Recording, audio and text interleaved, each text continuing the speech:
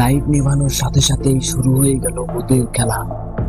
আমি আর রফিক লাইট জ্বালিয়ে hockey stick ও torch হাতে বেরিয়ে পড়লাম বাড়ির চারপাশটা ঘুরে দেখি।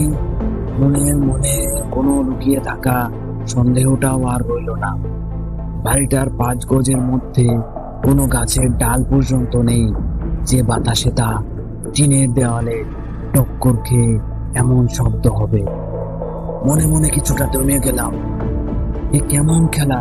রফিককে বললাম, তুই ঘরে ঢুকে লাইট নিভিয়ে দিয়ে শুয়ে পড়, আমি একটু পর আসছি।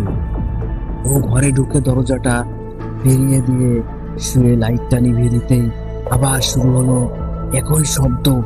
এবার সত্যি সত্যি ভয় পেয়ে গেলাম। আশেপাশে জনমানুষের কোনো উপস্থিতি নেই, তবুও শব্দটা আসছে। এমন ভয় জীবনে কখনো পেয়েছি